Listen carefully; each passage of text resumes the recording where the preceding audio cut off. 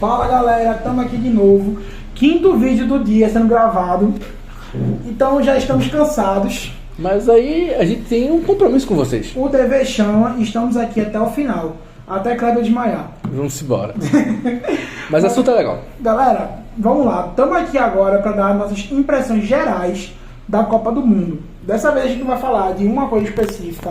A gente não vai falar de um jogo. Não, vamos falar da Copa como um todo. Nossas sensações, jogos, o torneio foi para 48 seleções, né? Tem, inclusive, aí depois talvez faça um vídeo depois da teoria das 64 seleções, que deve surgir. Vai ser interessante, não vai mudar muita coisa, tá, gente? A gente já avisa logo, não vai mudar quase nada. Mas, enfim, 48 seleções. A Itália não foi dessa vez pra Copa, né? Pra variar, né? A Itália. Eu nem lembro mais da Itália, velho. Não lembro da Itália. E é que é engraçado, que a Itália é um dos 5 maiores torneios do mundo. Tem um dos 5 maiores torneios do mundo. Que é a Série A da Liga Italiana. E dá bexiga e não consegue ir pra Copa. Bem, eu quero trazer um que é interessante, que é um do crédito do seu pai, inclusive. A Alemanha. O que você achou da Alemanha? Cara, eu acho que a Alemanha chegou muito preparada. Acho que todo mundo achou que ela ia longe. Eu não. Então, quando ela foi eliminada ali foi Paraguai. Quando ela foi eliminada pro Paraguai, eu acho que, não vou dizer que foi uma surpresa, mas foi inesperado. Porque o Paraguai também não é nenhum iniciante na Copa. O Paraguai já foi longe algumas vezes. Inclusive, se eu não me engano, já foi até semifinalista. Não lembro de cabeça, eu vou botar aqui, tá? Mas naquele jogo, se eu não me engano, foi no mesmo jogo, foi no mesmo dia do Brasil e Japão. Foi não. Foi no mesmo dia do Brasil e Japão. Foi Brasil, Japão, Alemanha e Paraguai e Marrocos e Holanda. Não, eu acho que não. Acho que foi. Eu assisti o jogo do Brasil num canto, saí, fui pra outro e assisti o jogo da Alemanha lá. Ah, é verdade, foi esse. A galera vibrou. Que foi o melhor presente pra gente, né? Foi. A galera vibrou, que até hoje tem gente com raiva do 7-1, né? Assim, eu digo pra você que não esperava nada. Quando o primeiro adversário foi Curaçao, um dos mais fracos da Copa. E quando eu fui vendo, eu falei, tá esquisito. Quando perdeu o último jogo, a Alemanha venceu os seus 2 jogos, 2 dos seus 3 jogos da fase de grupos, eu fiquei, tá esquisito. Quando foi pro 16 avos, o Paraguai fazendo jogo difícil, 1-0. Jogo difícil, 1-1. Quando veio pênalti, prorrogação. Quando foi pra pênalti, o goleiro do Paraguai calma, eu disse, a Alemanha vai cair. Cara, a maior surpresa que eu tive nessa Copa, eu acho que foi o seguinte, Brasil, vamos começar pelo Brasil, né? E só um último adendo aqui, rapidinho, só pra terminar. O Paraguai, ele conseguiu foi uma surpresa legal, porque ele deu trabalho pra França, né? Foi. Ele quase eliminou a França. A França ganhou por 1-0 com gol de pênalti. Essa Copa, pode dizer que foi a Copa das surpresas. Teve muita seleção pequena que mostrou que veio. E a gente tem uma específica, aí a gente fala dela. Vamos falar dela, pra mim foi a grande surpresa da Copa. Vamos falar da Canarinho. Vamos falar do nosso querido Brasilzão, pra já tirar isso da equação, né? Assim. Cara, foi uma campanha esquisita. Então, quando foi anunciado os jogadores do Brasil, eu não vou mentir, eu tava com medo da gente ser eliminado na fase de grupos. Não, tranquilo. Porque eu achei a seleção fraca, não em talento individual, mas em jogar como equipe. Primeiro que eu já não gostei do Ancelotti ter sido escolhido como técnico. Pra mim tem que ser um treinador brasileiro. Eu achei ruim ele já ter tido o contrato renovado antes da Copa. Isso está sendo muito questionado. A seleção não teve tempo pra jogar muito junta. Eles praticamente jogaram juntos no início ali da Copa do Mundo. Foi uma seleção acidentada. Todo time que ele fazia se lesionava os jogadores importantes. Levaram Neymar por status, porque Neymar não estava em condições de jogar a Copa do Mundo. Mal usaram ele. Até quando o Ancelotti deu uma entrevista dizendo que ele conseguiria jogar os 90 minutos, que foi no jogo antes do jogo contra a Noruega, ele não jogou os 90 minutos. Entrou no finalzinho ali contra a Noruega. É engraçado que talvez aquele jogo ele tivesse feito alguma coisa, porque foi o jogo do pênalti. E engraçado que até isso também, né? Porque primeiro jogo já contra Marrocos, já mostrou que o Brasil não estava preparado. Marrocos é uma seleção forte e tudo mais. É uma seleção chata até com dominou o jogo. Convenhamos que depois... Foi talento individual, velho. Talento individual. O Haiti, pô. O Haiti é um adversário fraco, então a gente já sabia que ia ganhar de qualquer jeito. A gente venceu de 3-0, pô, mas pô, é o Haiti. Mas assim, para não dizer que passou no batendo, coitado, ele conseguiu fazer 2 gols na Marrocos. Ele, já vou começar com a surpresa agora. O Haiti foi uma surpresa. Por quê? Ele perdeu pro Brasil, mas ele jogou contra Marrocos, ele meteu 2 gols, que era, na minha opinião, era a seleção mais forte ali da chave. Contra a Noruega, foi um jogo na base do Noruega, não. Tô com o trama da Noruega. Contra a Escócia, foi um jogo na base da porrada, mas eles se garantiram. Ou seja, o Haiti jogou. Ele perdeu com todos os jogos, mas ele conseguiu jogar legal. Contra a Escócia, Foi um jogo até tranquilo porque foi encaixe. Encaixou. Nervoso. E eles também entregaram a paçoca pra gente, tá? Entregou. Tava muito nervoso. Só 2 gols que teve na partida, um foi invalidado, né? Mas os 2 gols foi só de pressão. Brasil, a camisa do Brasil pesa. A camisa do Brasil pesa, não tem como dizer que não. E assim, a gente tá em busca de novo ainda do nosso querido craque, né? Do nosso querido, a gente não tem um camisador atualmente grande. Vini Júnior, até que jogou bem durante a Copa, carregou um pouco o Brasil, mas convenhamos, ele tá longe do nível de um Ronaldo Gaúcho, Ronaldo Fenômeno, do próprio Neymar. Acho que ele não tá no nível do Neymar, não. Não. Eu tenho dito pra meu amigo Arthur já antes que o futuro da seleção é o Estevão, que se lesionou tragicamente, foi um problema. Entre que ele tem que melhorar muito ainda. Então... Houve muito essa polêmica de que ele não foi escolhido porque ele não é patrocinado pela Nike. Mas na verdade, eu só disse que ele não estava pronto e ele acabou vendo no jogo da Noruega que ele realmente não estava pronto. O trabalho defensivo dele não é bom. O cara que entrou no lugar do Rafinha, que era o Ryan, fez um trabalho excelente porque a gente não levou gol enquanto ele estava em campo. Foi ele sair e tomar gol. Exatamente. Além de que o Endrick, ele não teve um tempo de se aprimorar ali junto com os outros caras da seleção. Ele foi colocado ali frio, tipo, no fogo cruzado. Ele tenta resolver aí. Então aí já era, né? Galera, a seleção eu achei tão despreparada aqui no jogo contra o Japão. Eu achei que a gente ia ser eliminado. Quando o Brasil virou, claro que eu fiz festa, comemorei e subiu um pouco minha esperança. Mas eu tava realmente com medo de pegar uma França, vou me crucificar por isso, mas uma Argentina, uma Holanda, a Espanha. Eu achei que se a gente pegasse essa seleção, a gente poderia tomar uma enfiada, porque os caras estavam jogando como equipe. Só que é engraçado, em 2021 e no amistoso da Copa, o Brasil ele ganhou a Olimpíada de 21 em cima da Espanha e teve um 3-3, um jogo amistoso que o Brasil fez contra a Espanha, que foi em alto nível até. E eu achei interessante que os jogadores que participaram desses 2 jogos, eles não estavam na Copa. Sim. Então assim, escolha boa de peças não teve, né? E pra finalizar com o Brasil, teve um jogo contra a Noruega que eu achei justo a gente ter perdido. A Noruega jogou melhor. Eu achei triste que o Brasil perdeu por sua incompetência. Ele não teve pressão, porque era um jogo que era pra ter ganhado. E a gente vê que hoje também teve muito aquele lance das bets, né? Que a turma começou a dizer que o Vini Júnior perdeu, não foi bater o pênalti de propósito, que ele tava andando em campo, porque houve muita aposta de que ele faria o gol no primeiro tempo. E ele era patrocinado justamente por essa bet. Se ele tivesse, segundo rumores, se ele tivesse feito um gol, a bet teria tido um prejuízo de 1 bilhão e 300 milhões. Não sei se chega a isso tudo. É questionar. Essa teoria faz muito sentido, porque assim, quem bateu o gol foi o Bruno Guimarães. Eu falei para o Amigo Arthur, ele já falou isso em alguns vídeos, que eu sou o cara que acompanha o futebol europeu. Eu não vi ele bater pênalti. Então, porque a ordem que tinha saído era que o batedor de pênalti oficial era o Rafinha, que nos últimos 5 não perdeu. O Rafinha não perdeu os últimos 5 ou 7 pênaltis. O Rafinha não tá perdendo pênalti. Abaixo dele é o Neymar, que é um excelente batedor, não tem que tirar. Ele fez um gol no final do pênalti. Tem o Endrick, que tá batendo pênalti muito bem também, tá batendo no clube que ele tava. O Igor Thiago também no clube dele tava batendo pênalti. O Vinícius, ele tá batendo pênalti fraco. Então eu pensei, tá meio errado isso aí. Enfim, galera, encerramos nossa participação na Copa pelas oitavas de final. Fazia muito tempo que isso não acontecia. Poxa, no mínimo ali, desde o que? 94? Não, aí, acho que nunca o Brasil perdeu. Eu acho que, posso estar errado, mas acho que o Brasil nunca foi eliminado nas oitavas de final. Foi a primeira vez, para mostrar a decadência da seleção. E eu espero que melhore para a Copa de 2030. Ele tem um ciclo, o Ancelotti vai ter um ciclo inteiro agora, vamos ver se ele resolve, né? Mas deixando o Brasilzinho de lado, que ganhou um bom tempo aqui no vídeo. Vamos pegar agora as surpresas nossas, né? Para nós. Primeiro, Cabo Verde. A seleção da Copa foi Cabo Verde, tá? Não esperava Cabo Verde fazer o que ela fez. Empatou com a campeã da Copa. Empatou com a campeã.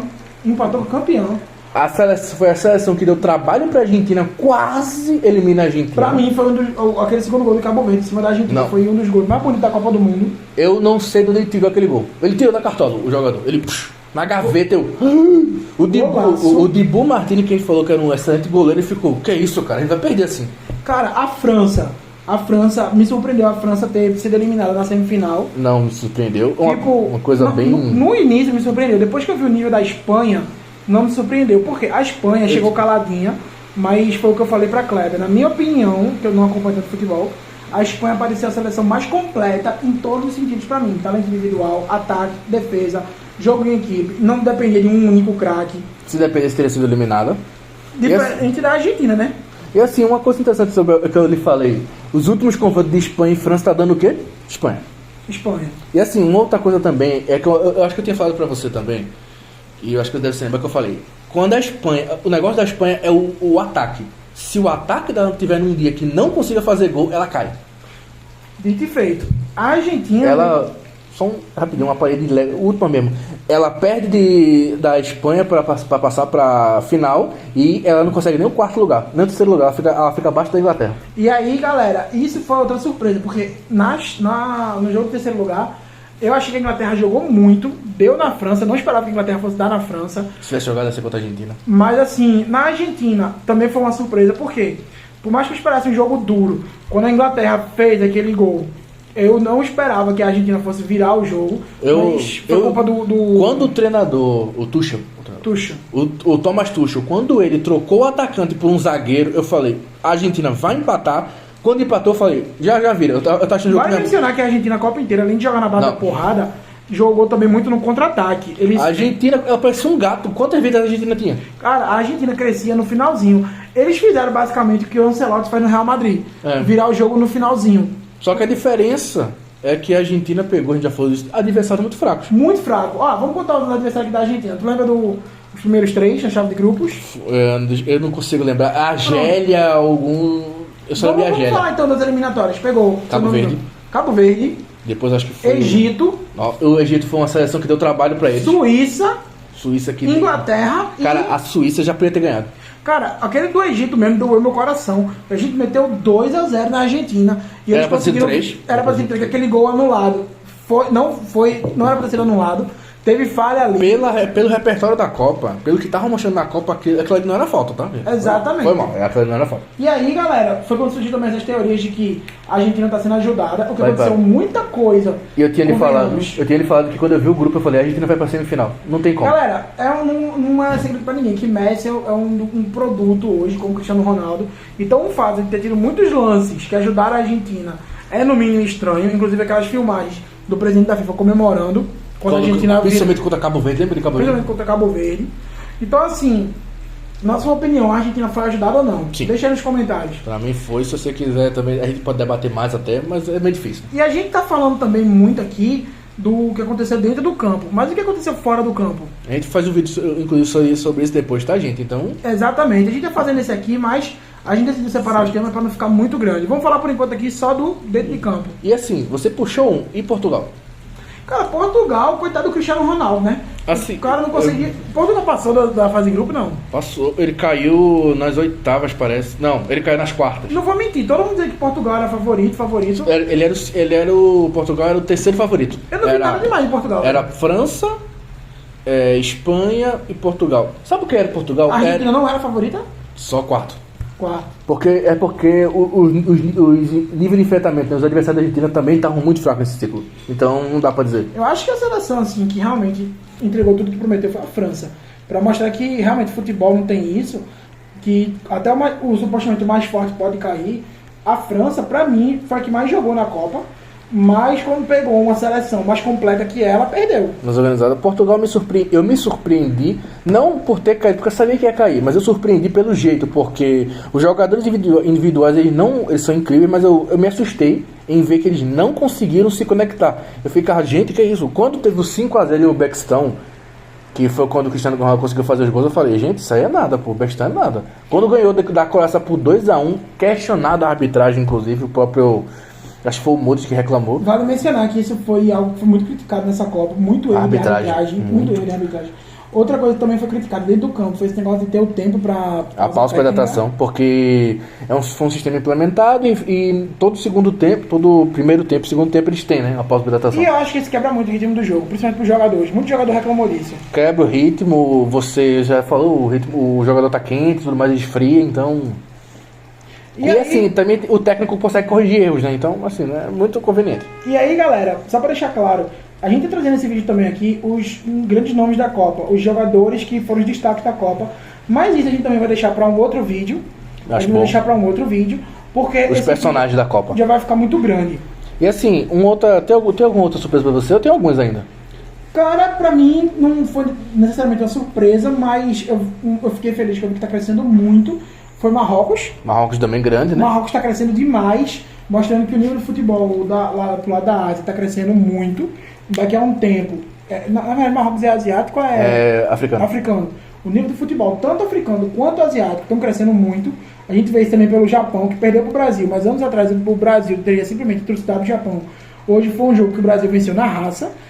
Lembra, a gente vê que algumas dessas seleções ainda tem alguns vícios que atrapalham muito eles, principalmente o Japão, que ainda não falta ali um atacante, falta uma ofensiva mais forte. Se tivesse algum trio de ataque ou algum 9, que eu posso até puxar a minha surpresa foi o Japão, taticamente uma evolução assustadora para a última Copa, Eles têm um objetivo de ganhar a Copa até, se não me engano, 2038. Por aí, alguma coisa assim. E se brincar, vai conseguir. O trabalho em equipe... Tem que evoluir. O trabalho aí tem que se justificar aqui também, mas o trabalho em equipe é incrível, tá? Falta aqueles jogadores que matam no peito e vão para cima sem medo. Consegui. Se tivesse feito isso, poxa... Teve também... Eu me surpreendi dessa vez com a Inglaterra. Inglaterra? Porque a Inglaterra, a gente foi mal falar isso. A gente tem amigos, tudo, mas eu tenho um amigo que é muito torcedor da Inglaterra, só que foi mal. A Inglaterra é uma pipoqueira. Então a Inglaterra consegue ver um título pego. Eu não vou dizer que a culpa foi do jogador, vou dizer que a culpa foi do treinador. Mas assim, infelizmente, no final, se a gente reclama que o Brasil sempre tem alguma coisa, a Inglaterra sempre pipoca de algum jeito, né? Sim. Na verdade, eu odeio essa tática de, tipo assim, fiz muitos gols, ou fiz um gol e se retrai. Eu acho que a defesa tem que se manter firme, mas tem que continuar atacando. Por quê? Porque não aconteceu com a Inglaterra. E não só com a Inglaterra, mas o próprio Egito. Mas assim, eu acho que a Inglaterra é pior pra mim disso aí, porque o Egito não tinha tantas peças. A Inglaterra, todos os reservas da Inglaterra que entrariam seria alto nível, podia ter matado o jogo, gente. Então... tu perguntou de outra surpresa. Pra mim, o Egito foi uma surpresa. O Egito, não esperava que o Egito fosse chegar tão forte a ponto de quase vencer a Argentina, se tivesse sido justo. Concordo. Porque teve uns erros ali pra ajudar a Argentina, sim. O Egito se mostrou bem forte e coisa. Uma que eu me surpreendi por ter passado foi a Bélgica. Eu não esperava que a Bélgica passasse da sua fase de grupos. Eu achava que a Bélgica caía bem antes. A Bélgica foi, inclusive, ter o título, sabe? E de ser sido a única seleção que fez gol na Espanha. A Espanha, isso foi interessante, foi a seleção que menos tomou gol na Copa. Só tomou um. Só tomou um gol na Copa do Mundo, cara. Um noção de gol. Como isso mostra o nível de... Não só o nível da defesa, mas da coordenação entre os caras. É engraçado que muitos deles são jovens, né? Então eles têm uma base... Então assim, né? Eu repito aqui minha teoria que eu já falei em outros vídeos. Pra mim, quanto mais jovem, início de carreira, mais joga bola, mais tem vontade de ganhar, mais quer aparecer pro mundo. Então, muitas vezes eles conseguem desempenhar melhor do que profissionais como Messi, Cristiano Ronaldo, Neymar, porque os caras estão ali a todo vapor.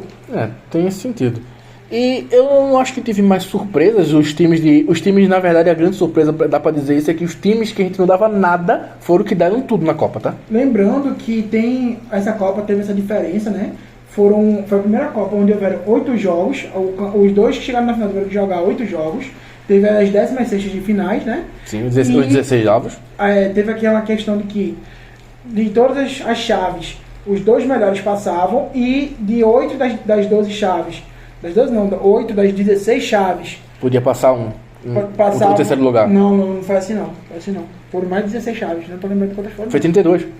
Foram 32 chaves? Foram não. Não, no total todo foi 32 chaves. E aí, os melhores 8... 32 chaves não, pô. Foi não. Foi quantos então que pode fazer grupo? Foram...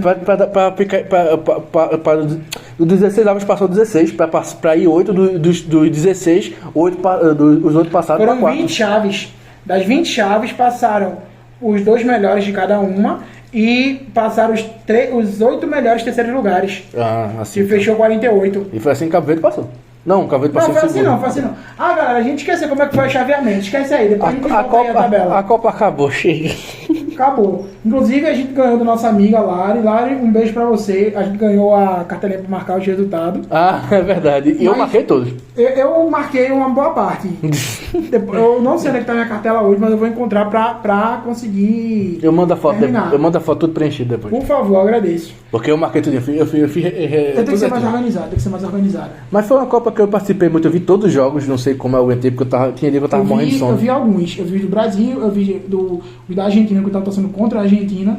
Eu vi alguns da França também. Vi de Cabo Verde, vi de Marrocos, que eu torci pro Marrocos, que eu acho que eles mereceram. Fiquei triste pela Noruega não ter sido campeão, porque eu preferia ter perdido pro campeão do que ter perdido pro cara que perdeu logo em seguida. Mas assim, Acontece. Mas assim, foi difícil, tá? De dia 11 de junho pra dia 19 foi bem cansativa, principalmente a primeira fase. Cara, foi mais de um mês. E já tem boatos que a próxima Copa vão vir com 64 seleções. Que não vai mudar nada, porque aí vai voltar para aquele sistema que só vai passar os 10 melhores de cada chave. 4 dias, parece que teriam apenas 4 dias a mais só. Então, não muda quase nada. Não muda quase nada, vai ser uma coisa, vai passar de novo, vai voltar a passar os dois primeiros lugares. O primeiro e o segundo. Eu lembrei como foi o chaveamento. Lembrei.